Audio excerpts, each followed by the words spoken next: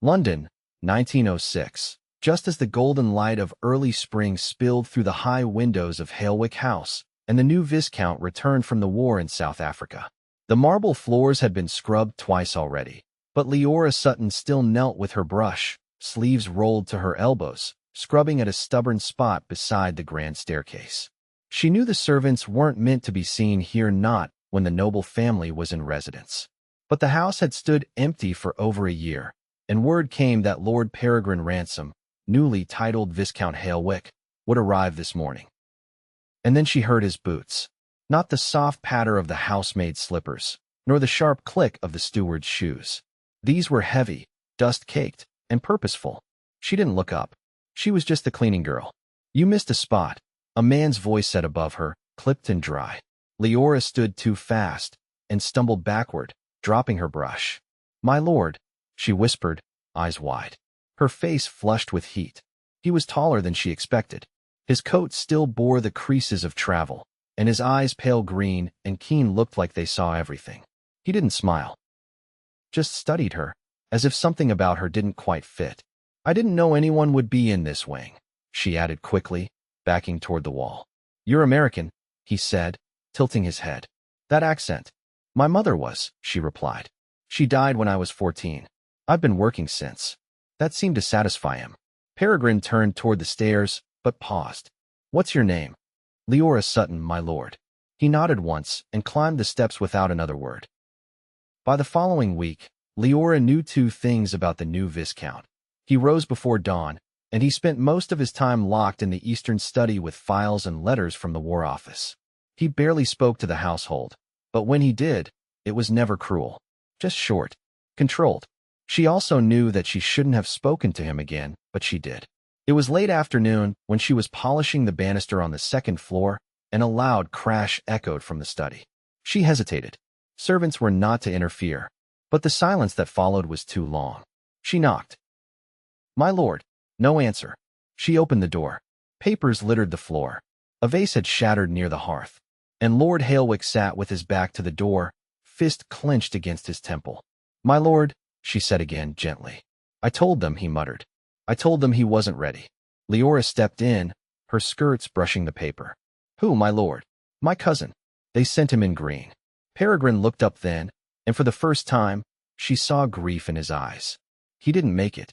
She didn't have permission, but she knelt and began to gather the papers. "I'm sorry." He watched her. "You shouldn't be in here." "No, I shouldn't." She met his gaze. "But you shouldn't be alone, either." He didn't answer, but he didn't send her away. By April, they had formed a rhythm. She brought tea to his study always at 4. He never asked her to, but he drank it. Sometimes they spoke. Sometimes they didn't. Once, he asked if she'd read Byron. She had. He looked surprised. Another day, he asked why she worked here. "I was a seamstress," she said. "But I got tired of being touched without asking." His jaw tightened. "They'll never touch you here." She believed him. And then, one late evening, she brought his cup and found him in his shirt sleeves at the desk, nursing a bandaged hand. "What happened?" she asked, setting the tray aside. "Fence broke," he said. "I tried to fix it myself." She moved to him before she could think. "May I see?" He hesitated, then held it out. Her fingers were gentle, but he flinched. "You're not just a cleaning girl," he said softly. "I never said I was." His eyes stayed on her face. "Who taught you to bind a wound?" "My brother. He was a nurse in the Spanish-American War. Showed me when he came home." "Where is he now?" "Dead." He looked at her, then not as a servant, but as someone real. Someone who had lost things too. "I'm sorry," he said. She nodded. "So am I." 3 days later, everything changed. A letter arrived from the Royal Academy of Strategy and Defense, inviting Viscount Halewick to serve as a guest tutor for the officer cadets. He accepted, but when he left for London, he asked the steward something strange. "Send Miss Sutton to air out the townhouse," he said. Liora was stunned when the steward told her. "You're not to clean," the steward added, confused. "Just make it feel lived in." She packed her bag with trembling hands. The London house was quiet, grand, but not cold. She opened the windows and dusted the sills. She arranged flowers in the parlor. She left the door unlocked for his return.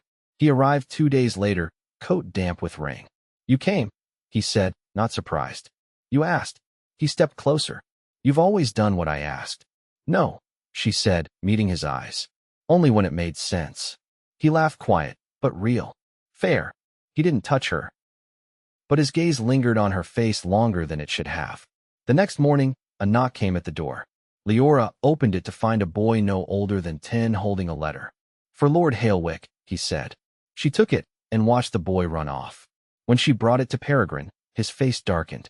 Who was it from? She asked carefully. My father, he said. He's heard I've brought a maid to town. Says I'm embarrassing the family. She swallowed. I can go. No. His voice was hard.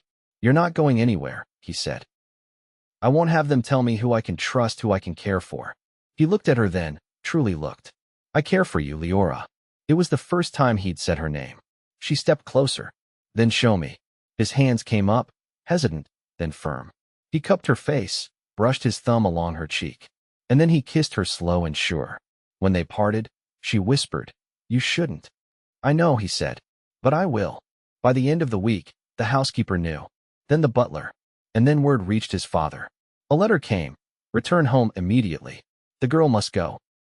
Peregrine burned it in the hearth. But the next day, his older brother arrived. You're a fool. The Earl snapped, storming into the drawing room. She's a servant. She's more than that. She'll never be accepted. I don't care. You should, the Earl growled. Because if you don't end this, I'll have her removed. One way or another. Liora stepped into the room. No, she said. He won't. The Earl turned, shocked. I know what you think of me, but I won't stay where I'm not wanted. Peregrine stood. You're wanted. Then prove it, she said. Tell him.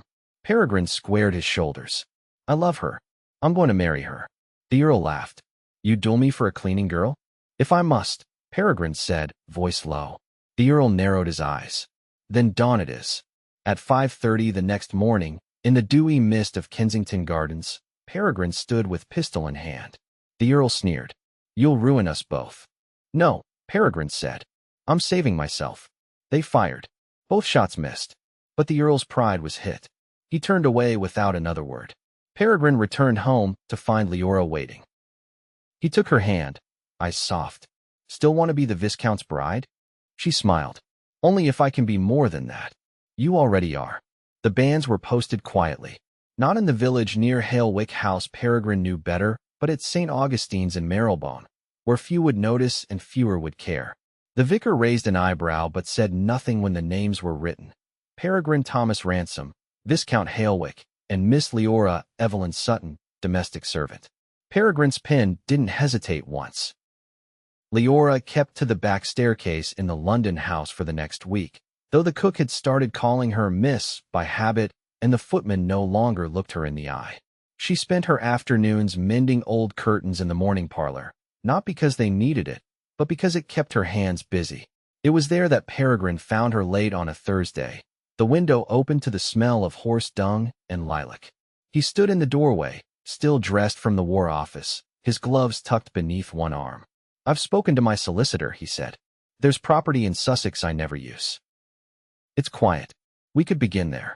She didn't look up from the fabric. Would I be hidden? No, he said. Only away. Until the noise dies. She pulled the needle through a hem. I don't want to start our life as your embarrassment. Peregrine crossed the room and sat beside her. You never were. But I know what it looks like. A viscount marrying a girl with no dowry, no name. They'll think I've lost sense. Liora rested her hands in her lap. Then let them speak. I've spent my whole life being overlooked. I can survive being whispered about. He watched her face. You don't flinch from honesty. No, she said. I've never had the luxury. He reached for her hand, calloused from years of scrubbing brick and wood. Then tell me the rest. What haven't I asked? She hesitated. I was apprenticed to a dressmaker before I came to Halewick. Madame Bellamy. She trained in Paris. Took me on because I could copy patterns by sight. He blinked. Why leave? She caught her husband watching me lace the mannequins. Said I let him. Liora looked out the window. That was the last time I let anyone call me pretty without earning it. Peregrine's jaw worked. You never told me. You never asked. He stood and turned from her, as if containing something volatile. Did he touch you? No, she said. But he wanted to. And that was enough. He turned back. You'll open your own shop if you like. I'll fund it. She shook her head. I don't want a patron. I want a partner. Then be one, he said. Help me run Sussex. The tenants need someone who listens. I've seen the ledgers, you could set them straight in a month. She smiled faintly. You'd let a cleaner run your estate? I'd let you run anything, he said. Because you see what others ignore. That night, she wrote a letter to the steward of Halewick House and asked for the ledger books to be sent to London. By noon the next day, they were on the drawing room table. The ink was faded in places, but the numbers told stories. Wages deferred. Roofs left leaking. One tenant charged twice for the same acreage. Liora made a list in her neat, square hand and left it on Peregrine's desk. He read it in silence. You watched, he murmured. All that time, while I thought no one noticed. You were busy with your ghosts, she said. I had mine too. He looked up. And now? I'd like to bury them, she said. If you'll help me dig. He stepped toward her then, not as a lord, but as a man. We leave for Sussex next week. If the weather holds, we'll be married under the ash tree behind the chapel. She didn't ask for a church filled with flowers or a dress of white satin. She asked for a witness. Mrs. Finch from the kitchen, she said. She held me once when I cried. I'd like her to see me happy. She'll be there, he said. So will I. The ash tree bloomed early that year. Pale blossoms, wind stirred and soft.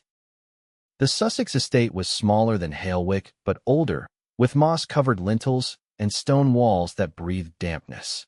A stream curved around the orchard, and the chapel sat at the edge of a field, its stained glass windows faded by salt wind and age. Liora stepped from the carriage first, boots sinking slightly into the soft ground. The air smelled of heather and earth, and the chimney smoke from nearby cottages thinned against the pale sky. Peregrine placed her hand on his arm without ceremony. The steward's name is Mr. Elbridge. He's reliable, but not imaginative. She nodded. Then we'll give him something better to work with. They crossed the threshold of the manor house together. The floorboards creaked differently here, older wood, less polish, more truth. A fire had already been lit in the hearth, and the scent of burning cedar curled warmly through the hall. Leora's eyes moved over the space. Simple furnishings, 3 portraits on the stair wall, and a brass umbrella stand that had seen better days. She didn't speak until the door closed behind them. I'll need a ledger desk, she said. Somewhere near a window, with light. Peregrine gestured toward the study. It's yours. The room was never used properly. By the 3rd day, she had met every tenant personally. She walked the fields with her skirts pinned up and her hair braided under a straw bonnet. Peregrine trailed behind her more than once, silent and watchful. He didn't interrupt when she asked the miller's wife about the grain shortfall or when she knelt to check a cracked well cover with the shepherd's son. That evening, as they sat at a small table near the kitchen by her request, not in the formal dining room, she found 2 hollow. She laid out her notes. Mr. Dawlish's eldest has a wasting cough, she said. They're keeping him from the schoolhouse out of fear it'll spread. Then we'll send Dr. Culler to them by morning, Peregrine said, pouring her tea. I already arranged it, she replied, lifting her cup. The doctor's wife was grateful for the jam I brought. He smiled into his own cup. You've run the estate better in 4 days than I managed in 7 years. You weren't trying to impress anyone, she said lightly, but her fingers trembled slightly on the porcelain. He noticed. You've never had a place of your own before. No, she said. I was always a tenant in someone else's life. Peregrine reached across the table, his hand warm and rough. This place is yours now. Not borrowed. Not given in pity. Yours. She looked at him. Then let's build it properly. The wedding came on the 1st Sunday of May. The chapel pews were filled not with nobles, but with farmers, shepherds, their wives, and children, faces that knew Leora's name and had spoken it without condescension. Mrs. Finch stood near the altar, her best shawl wrapped carefully around her shoulders, eyes full of pride. Liora wore a dress she had sewn herself, pale blue wool, simple and unadorned, with a collar of white lace she had embroidered quietly in London. Her shoes were old but polished, and her hair was pinned with a single sprig of dried lavender. Peregrine wore his uniform coat, pressed but not ostentatious, and a clean shirt she had mended the day before. They stood facing each other under the stone arch of the chapel. The wind moved gently through the open door behind them, and the light cast long shadows across the flagstones. I will work beside you, Peregrine said, his voice steady. Every day, not as a lord, but as a man who knows your worth. Leora's voice did not tremble. And I will walk with you not behind, not hidden. I will not shrink. I will not be quiet when truth must be spoken. The vicar nodded once, and the words were sealed. A murmur rose from the pews, soft but unmistakably joyful. Outside, children scattered petals from their aprons. Mrs. Finch embraced her tightly, whispering something that made Leora's eyes glisten. Peregrine offered his arm, and they walked together down the chapel steps as husband and wife. That night, the manor was quiet but full. Bread baked fresh from the village was laid out with cheese and a pie filled with early strawberries. Leora sat near the hearth, her shoes off, her dress hem tucked beneath her legs. Peregrine stood by the window, one hand on the sill. "Do you miss London?" he asked. "No," she said. "There was always noise there. Here, I can hear myself think." He turned. "What do you think about?" She looked into the fire. "About the girl I was when I arrived at Halewick, and the woman I am now. And what's changed?" She met his gaze. "Now, I wake knowing I am seen." He crossed the room, lowered himself beside her, and rested his forehead against hers. "You were never invisible," he said. "You were only waiting to be recognized." And in the quiet warmth of their home, the woman who had once scrubbed floors with raw hands leaned into the man who had once buried his grief in silence. Neither of them flinched from what they had been, and neither doubted what they were now. Together, always. The second summer on the Sussex estate arrived with a slow, golden certainty. Wheat fields ripened under long hours of light, and the hedgerows thickened with bramble and bee. Leora arose early each morning, walking the boundary paths in her boots, ledger tucked beneath one arm, taking careful note of fences sagging under age and roofs in need of slate. She no longer asked permission to do these things. Peregrine had taken to managing the correspondence from the War Office in the west-facing parlor, where the morning sun caught the edge of his writing desk and warmed the scent of ink and old paper.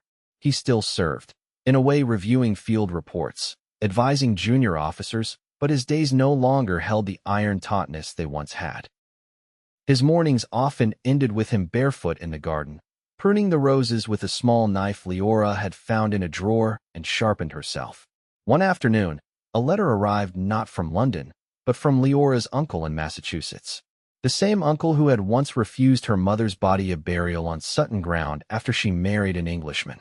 The handwriting was formal, the seal cracked. Peregrine handed it to her without opening it. She read it once, slowly. Then again. "He's dying," she said, folding the letter carefully. "Wants to make peace before his lungs give out." Peregrine set down his teacup. "Will you write him?" "I don't think he wants my words," she said. "He wants forgiveness." He waited. "I'm not sure I owe him that," she added. "You don't," Peregrine said. "But you can offer it anyway. For yourself, not for him." She didn't answer. But later that evening, she sat at the kitchen table with a blank page and a steady hand. In the village, the schoolteacher's wife had begun offering evening lessons for girls over 12 reading, numeracy, and household accounting. Leora attended the first one, not to learn, but to observe. When the teacher asked her to speak, she stood without hesitation. "Knowing a man's sums may feed your children better than knowing how to stitch a fine hem," she said. "And no husband worth his name will fear a wife who can read a contract." Afterward, one of the girls followed her out into the dusk. "Did you really used to scrub floors?" the girl asked. Leora stopped walking. "Yes. And now you're mistress of Halewick." She met the girl's eyes. "Now I'm myself." "That's better than any title." Back at the manor, Peregrine was in the orchard, sleeves rolled to his elbows, pruning shears in hand. Apples were forming, still small and hard, but promising. Leora stepped between the rows and leaned against the trunk of a tree. "The East tenant's daughter asked me if I was planning to educate the entire village," she said. "And what did you say?" "I said I'd start with the willing ones." He reached for her wrist and pulled her gently forward. "And after that, I thought," she said, letting her fingers trace the inside of his palm, "we might finally finish repairing the chapel roof." "They've already set the scaffolding," he said. "The lead's in from Exeter. Then we'll need someone to paint the beams once it's dry." He brushed her temple with the back of his hand. "You've turned this place into something alive." "No," she said. "We did, that night. They sat in the study while the wind pressed against the windows. Peregrine pulled a folded paper from his coat pocket and laid it between them. "The War Office has offered me a position in Vienna," he said. 2 months' work. Military Intelligence Review. She reached for the paper but didn't open it. "Will you take it?" "If I do, I go alone. It's too short to move everything." She thought for a long while. "Then go. But take my letters with you." He smiled. "Every one. And when you return," she said, "we'll begin repairs on the tenant cottages near the wood." Agreed. He left at dawn 3 days later, with a satchel of carefully wrapped correspondence and one of her scarves tucked in the lining of his coat. She watched from the gate, her hand raised, not in farewell, but in promise. In his absence, she did not idle. The chapel roof was completed, the school received new slates, and Liora drafted a charter for a tenant council to meet quarterly in the village hall. The steward balked briefly, but when she presented the numbers showing increased yield and happier households, he relented. Peregrine returned in August, his coat dusted with miles and his face thinner from travel. She met him just past the slope of the orchard, where the lane curved toward the manor. "Did you miss me?" he asked, lifting her hand to his lips. "No," she said, smiling.